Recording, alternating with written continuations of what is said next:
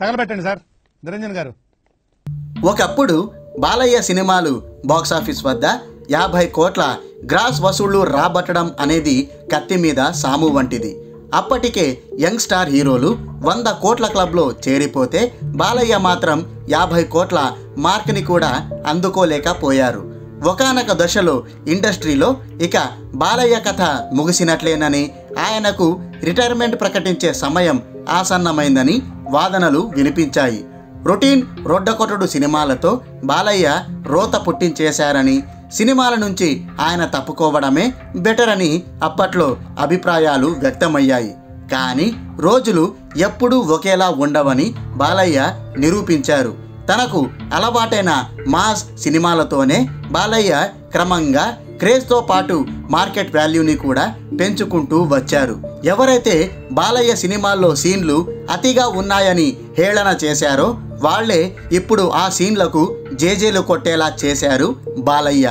Mass సినిమాలకే ఒక బ్రాండ్గా అవతరించి అందరూ జై బాలయ్య అని మెచ్చుకునే స్థాయికి ఎదిగారు.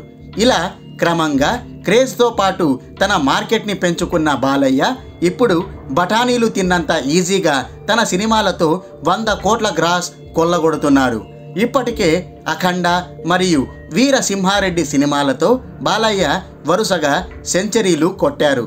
ఇప్పుడు లేటెస్ట్గా భగవంత్ కేసరి సినిమాతోనూ 100 కోట్ల గ్రాస్ వసూళ్లను కొల్లగొట్టారు. అవును, లియో మరియు టైగర్ నాగేశ్వరరావు వంటి సినిమాలు పోటీగా ఉన్నప్పటికీ వాటిని ధీటుగా ఎదుర్కొంటూ కేవలం 6 రోజుల్లోనే 100 కోట్ల రూపాయలు కొల్లగొట్టేశారు.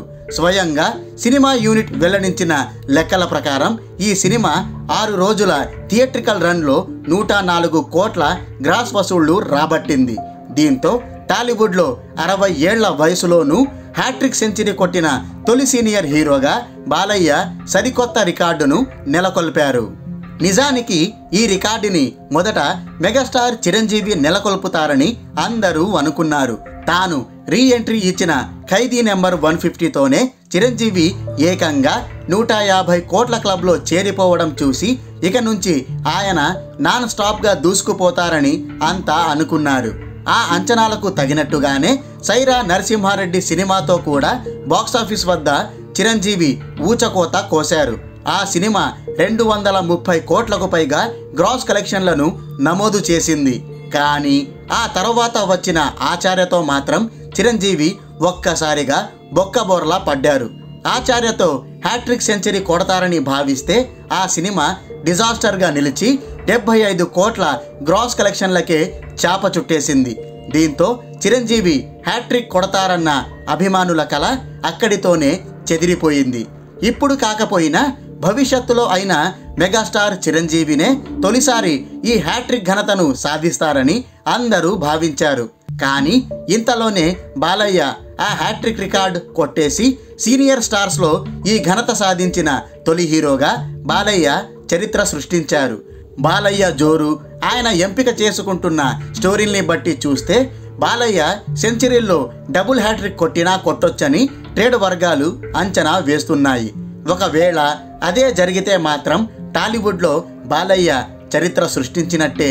మరి అది సాధ్యం అవుతుందా లేదా అనేది బాబీ డైరెక్షన్లో చేస్తున్న నెక్స్ట్ సినిమాతోనే తేలిపోతుంది. ఇకపోతే బాలయ్య గత 2 సినిమాలైన అఖండ మరియు వీరసింహారెడ్డి సినిమాలు తమ టోటల్ రన్లో ఎంత కలెక్ట్ చేశాయో తెలుసుకుందాం. అఖండ గురించి మాట్లాడుకుంటే ఈ సినిమా వరల్డ్ వైడ్గా 75 కోట్ల 10 లక్షల షేర్, 133 కోట్ల 20 లక్షల గ్రాస్ నమోదు చేసింది. ఇక వీరసింహారెడ్డి సినిమా వరల్డ్ వైడ్గా 79 కోట్ల 80 లక్షల షేర్, 134 కోట్ల గ్రాస్ రాబట్టింది. మరి భగవంత్ కేసరి తన టోటల్ రన్లో ఎంత వసూలు చేస్తుందో చూడాలి. అయిపోయి